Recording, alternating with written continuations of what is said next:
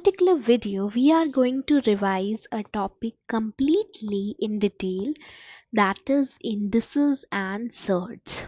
Everything will be covered, like the concept as well as the PYQs I will be covering. देखो, index क्या होता है? Index हम power को बोलते हैं, ठीक है। जैसे अगर ए की पावर एन है तो यहाँ मैंने क्या बोला? ए की पावर एन है, ये मैंने बोला ना। तो इसको मैं कैसे बोल सकती हूँ कि ए का इंडेक्स एन है। I can speak like this, ठीक है। मतलब इंडेक्स हम पावर को ही बोलते हैं। अगर ऐसे 25 की पावर 1/2 लिखे है तो it can be written as 5 का स्क्वायर इंटू 1/2 और it can be written as 5। अब अगर किसी भी नंबर की पावर ऐसे फ्रैक्शन में है, फ्रैक्शन में अगर किसी नंबर की पावर है और वो जो पर्टिकुलर नंबर है वो एक पॉजिटिव रैशनल नंबर है, तो ऐसे केस में हम इसी को बोलते हैं सर्ड, ठीक है। इसी को हम बोलते हैं सर्ड। यानी अगर एक पॉजिटिव रैशनल नंबर की पावर अगर फ्रैक्शन है तो इसी को सर्ड बोलेंगे, बिकॉज p की power 1/n can be written as n root p, या और this will become as a irrational number, ठीक है। एल्स जनरली अगर p की पावर n लिखा है तो यहाँ पर आप देख सकते हो ये दोनों ही पॉजिटिव रैशनल नंबर्स हैं। But thing that you need to remember कि अगर p की पावर 1/n है तो यहाँ पर पावर फ्रैक्शन में है, लेकिन जो p है वो आपका रैशनल नंबर है।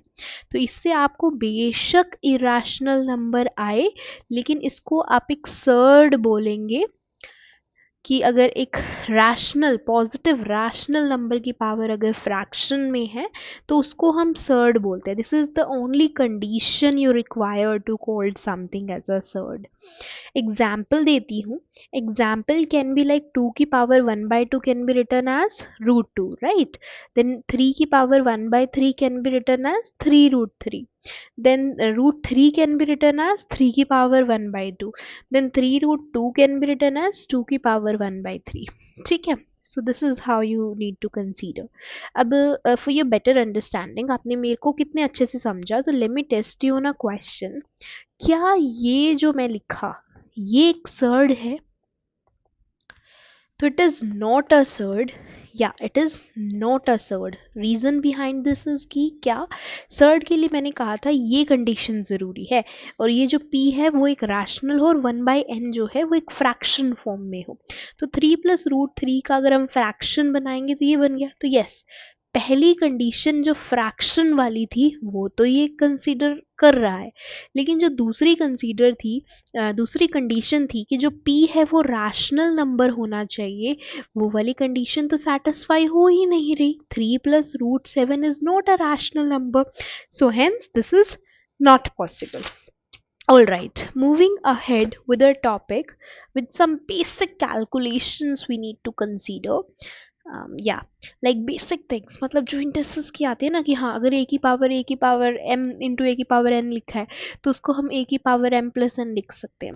अगर ए की पावर m अपॉन ए की पावर n लिखा है तो इसको हम ए की पावर m - n लिख सकते हैं। अगर ए की पावर m है और फिर n लिखा है तो इसको ए की पावर mn लिख सकते हैं। अगर a/b की होल पावर m लिखा है so it can be written as A की पावर m अपॉन में b की पावर m, ठीक है। देन अगर -a की पावर m लिखा है और अगर m जो है वो इवन है तो ये हो जाएगा am, और अगर ये ओड है तो it will be stay as -am, ठीक है। Very basic things, very basic things.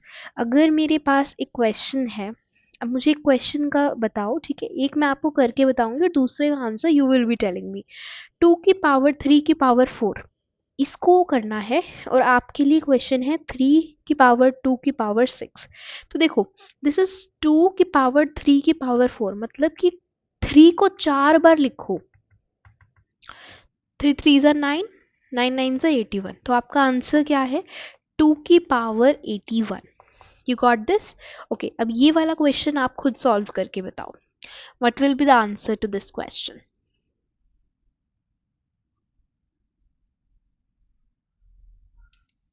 So it will be 3, then 6 times हम 2 लिखेंगे.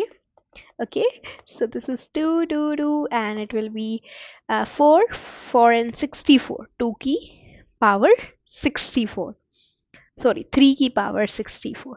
You got this? ओके, अगर n है देन यहाँ पर a है एंड देन n है, so it is what, a की power n into 1/n, n से n cancel, so it's just a, as simple as this.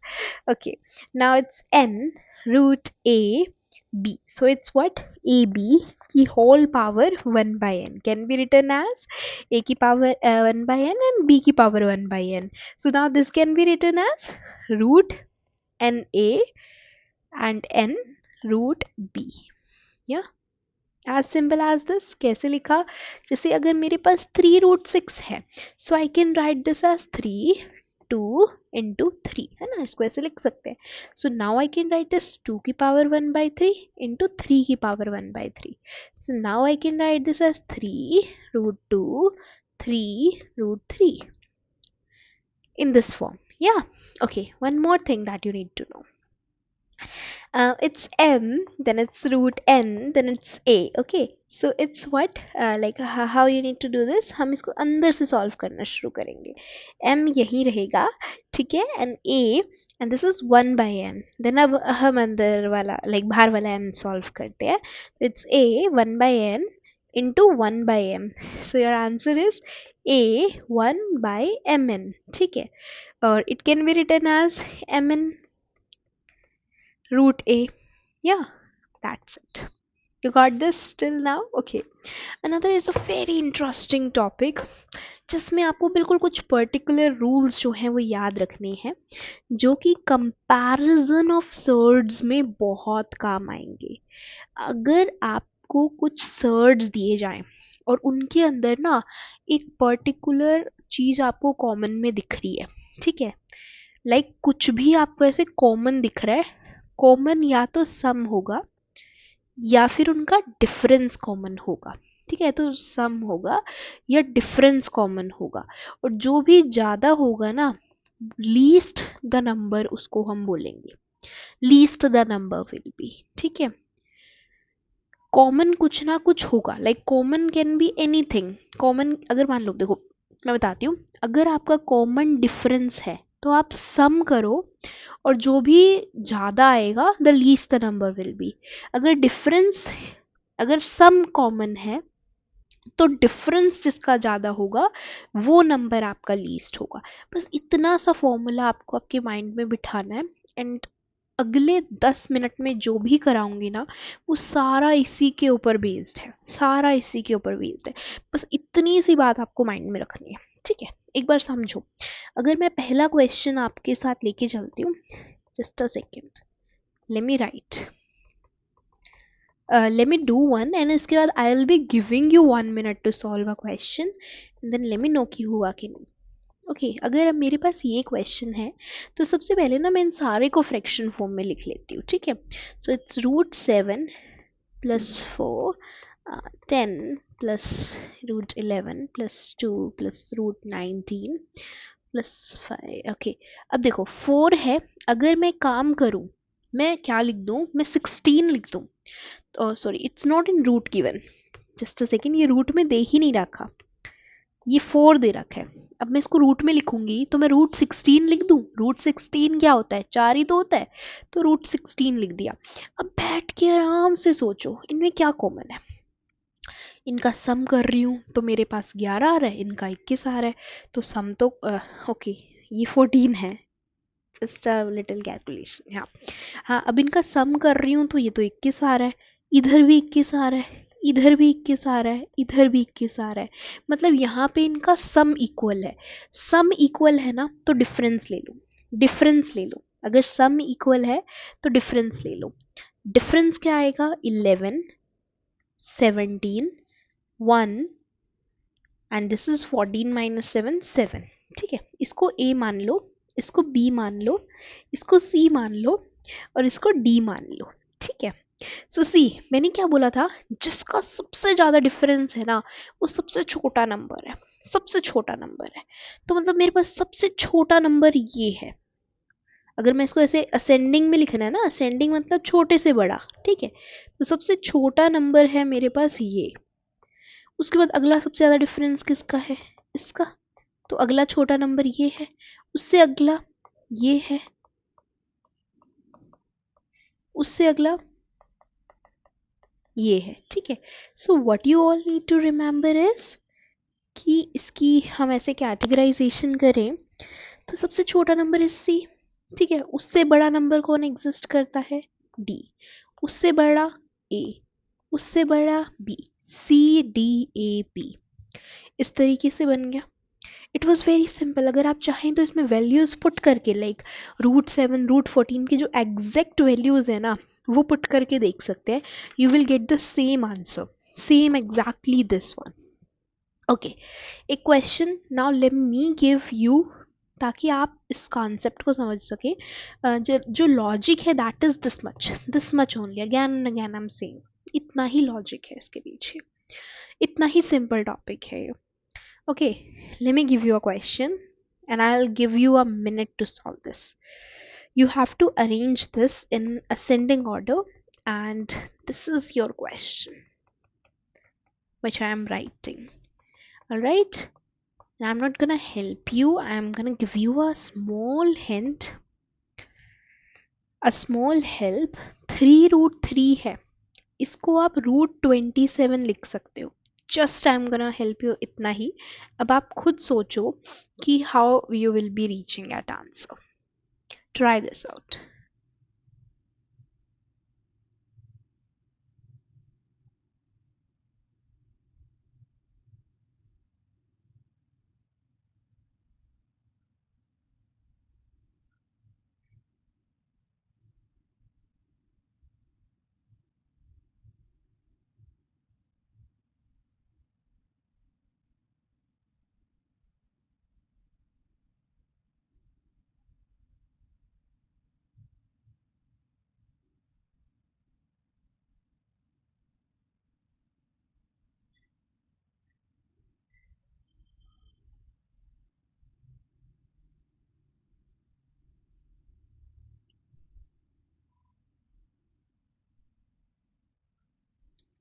So yeah, can you see one thing, यहाँ अगर हम इनका सम करते हैं तो इट्स 29।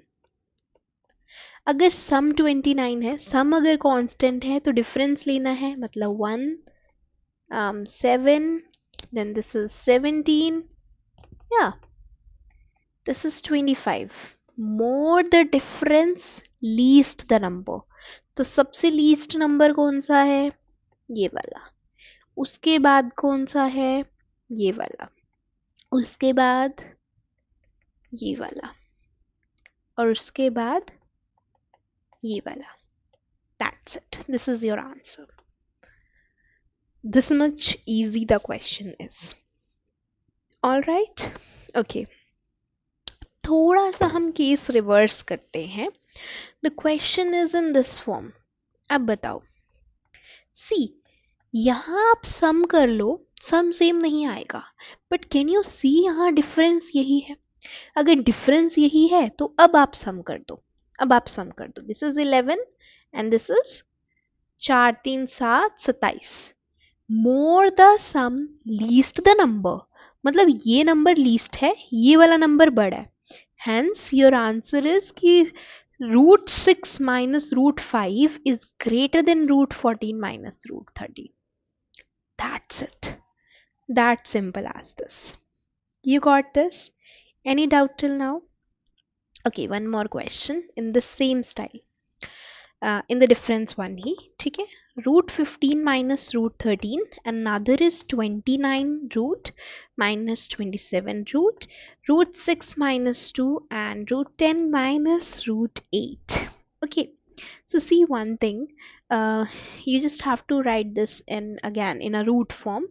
तो हम इसको कैसे लिखेंगे, we will be writing it as √15 minus √13, √29 minus √27, √6 minus √4, √10 minus √8. Okay, so this is a difference of 2.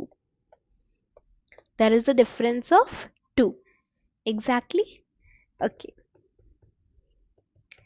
So here we will be taking the sum. It's 28, it's 56, it's 10, and it's 18. We know more the sum, least the number is. तो इसको ascending में लिखें तो this is the least number. इसके बाद this one, इसके बाद this one, then this, and here you go as your answer to this particular question. Yeah, all right. One more thing, the concept of rationalization समझते हैं. Again, a very important concept. अगर हमें 1 upon में √7 - √5 दिया है, इसको rationalize करना है, so you just have to multiply and divide with a sign change. Yeah, so it's √7 plus √5 upon में 7 minus 5.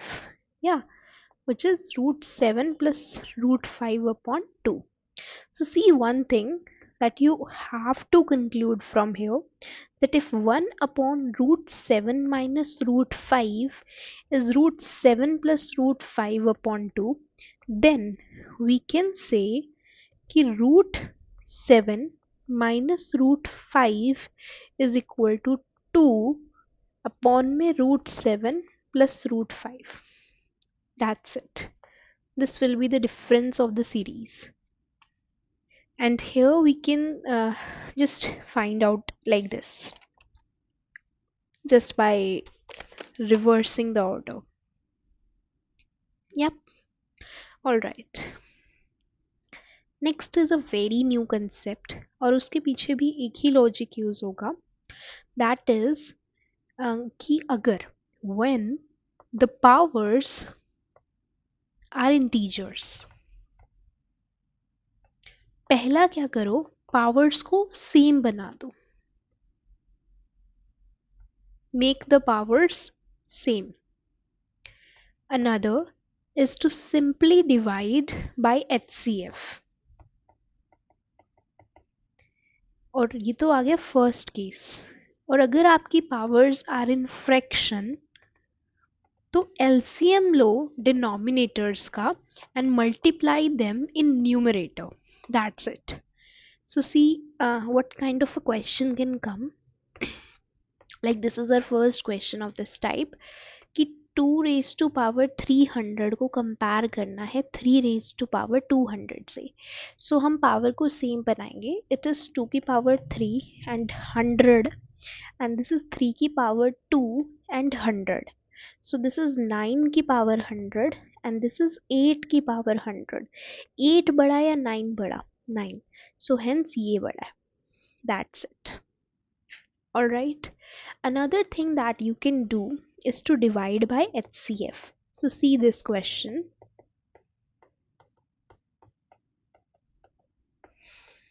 So here what we have to do is to take a HCF of them, which is equal to 25.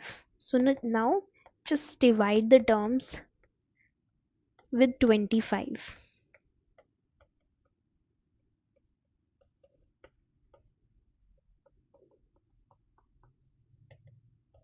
And you get 5 की power 3, 6 की power 2, 3 की power 5 and 2 की power 7. ठीक है, you just solve this. It's 1 to 5, 36, 243, 1 to 8. ठीक है. So now from this we can say कि this number is the greatest one. इसके बाद this number is the greatest one, मतलब ये वाला. Then ये वाला, मतलब ये.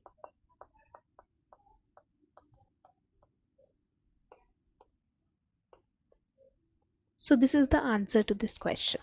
All right. Okay. Now let's move further.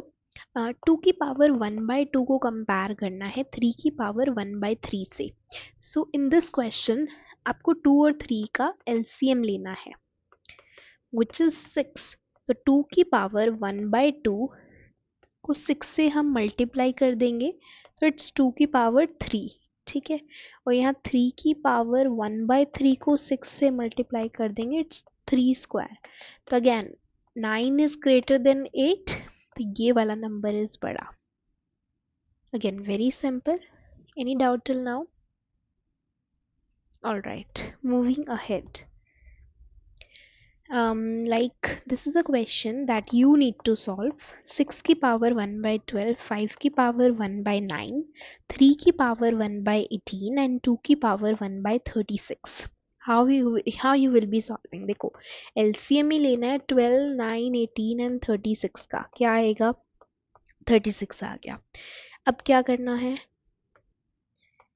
अब ये पर्टिकुलर जितने भी हैं उनको मतलब न्यूमरेटर को उस एलसीएम से मल्टीप्लाई कर देना है लाइक दिस. सो ये आ गया 2, ये आ गया 3 स्क्वायर, ये आ गया 5 की पावर 4 और ये आ गया 6 की power 3. This is 625, this is 216, this is 9 and this is 2. 29625 216. Yeah, so your answer is 5 की power 1 by 9 is greater, then 6 की power 1 by 12 is greater, and then 3 की power 1 by 18 is greater to 2 की power 1 by 36. Yep. Okay. अब हमने पहले जो question करे थे ना वहाँ हमने ये देखा था कि किसी का डिफरेंस कांस्टेंट था या सम कांस्टेंट था. बट अगर आपके पास एक बिल्कुल नॉर्मल क्वेश्चन आए and you need to compare जिसमें ना डिफरेंस कांस्टेंट है ना ही सम कॉमन है, तो ऐसे केस में हम क्या करेंगे? ऐसे केस में हम सॉल्व करते हैं एंड फॉर सॉल्विंग हमें सबसे पहले स्क्वायरिंग करनी पड़ती है ऑन बोथ द साइड्स. ठीक है. सो लाइक ये हो जाएगा 25 प्लस 2√114 और इस साइड हो जाएगा ये 26 प्लस 2√69. सो इसको अब हम प्रॉपर वैल्यू निकाल के डेसिमल वैल्यूज को पुट करेंगे. So it's 25 plus 2 into 10.5 and this is 26 plus 2 into 8.5. So it will become 43 and this will become 46.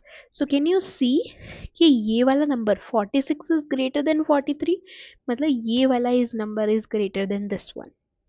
Alright, so you just have to solve it completely. Okay. Okay, next is an entire concept based on identities. Like see, हमारे पास एक question है, अगर x is equal to 15 plus 2√56 given है and you need to find root x क्या होगा. तो see, अगर आपके पास एक इक्वेशन है the algebraic identity a plus b का whole square is a square plus b square plus 2ab, right? तो यहाँ अगर आप ध्यान से देखो, so you are getting a square plus b square as 15 and 2ab as √56. Yeah, 2√56. Yep. So अब हमें ऐसे देखना है ऐसे कौन से नंबर हैं जिनको हम ऐड करते हैं तो 15 आता है और मल्टीप्लाई करते हैं तो 76 आता है. 8 and 7. तो हम बोलेंगे 2 into 8 into 7 is 8 into 7 is 56. 8 plus 7 is 15. Right? So कुछ भी नहीं करना. You just have to say your answer is √8 plus √7. Because वही तो हम कर रहे हैं. We just have to write in this form. So it can be written √8 and √7 can be written in this form. Yep. तो बस यही आपके पास आंसर आ जाएगा. बिकॉज इसको मल्टीप्लाई कर रहे हो you are getting 56. If you are adding then you are getting 15. या okay. One more question that you need to try. Just try this out and find the value of √x. क्या होगी √x की value? Think. Same identity, same formula will be used.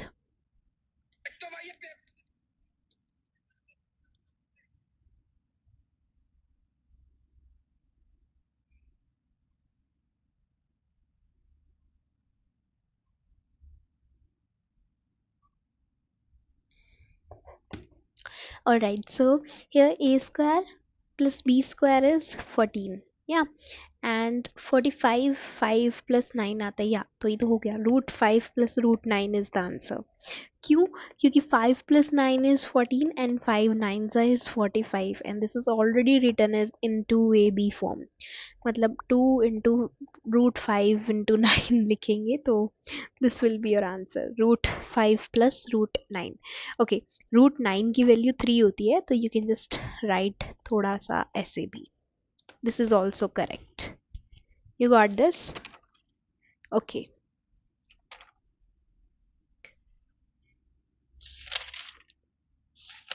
We will be solving 6 more questions of such type before completely ending up this topic.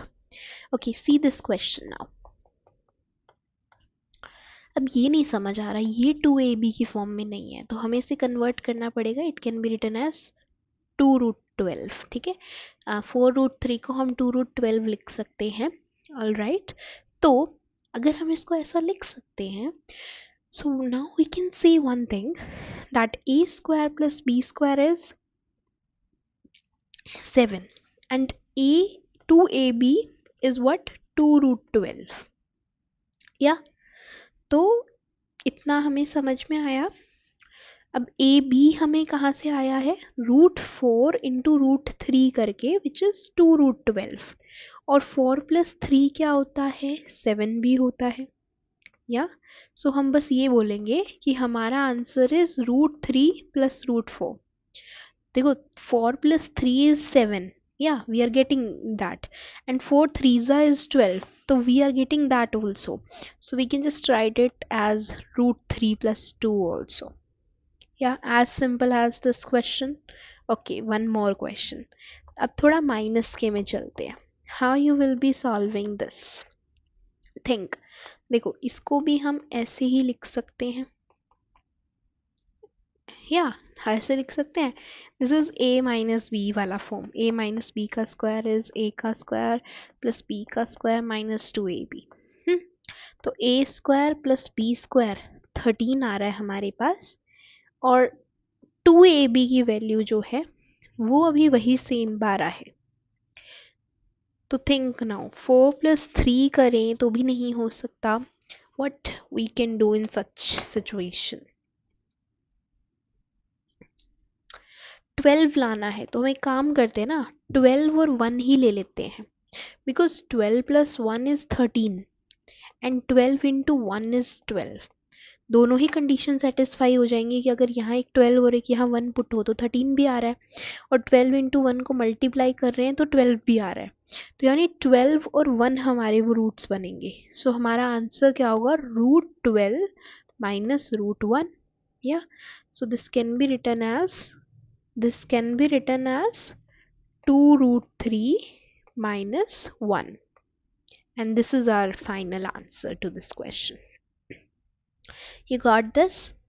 इसको चाहे ऐसे लिखो चाहे ऐसे लिखो, this is a quite more simplified way of writing this. Okay, अब अगर मेरे पास थोड़ा सा क्वेश्चन ऐसा है तो यहाँ मैं क्या कर सकती हूँ. Simply see one thing, to get it in the form of 2ab, जो मुझे यहाँ नहीं मिल रहा है, लाइक यहाँ 15 बना के तो भी नहीं मिल रहा है. तो ऐसे केस में हम क्या करते हैं, we just multiply and divide by 2. इससे कोई इफेक्ट नहीं आता, राइट. तो यहाँ रूट रहेगा, 2 से मल्टीप्लाई एंड डिवाइड कर रही हूँ just. This is what I am doing. ठीक है, so it will become 14 plus 6√5 upon 2, और रूट का साइन अभी भी नहीं जा रहा है, रूट अभी भी नहीं जा रहा है हमारे पास से. Okay, so but can you see one thing कि यहाँ 2ab जो है वो 6√5 है, और a square plus b square जो है वो 14 है. दो नंबर्स को ऐड कर रही हूँ तो मेरे पास 14 आ रहा है. तो वो क्या हो सकते हैं, तो यहाँ से हम one thing we can conclude कि ए बी जो है वो हमारा 3√5 है. या इट्स 3√5. तो ए जो है वो हमारा 3 है और जो बी है हमारा वो √5 है. So we can just simply write 3 plus √5 upon 2, और इसका भी रूट ले लो as a answer. 3 plus root 5 upon root 2. This is our answer to this question. Okay. Next is a calculation of irrational number. जैसे ये question है,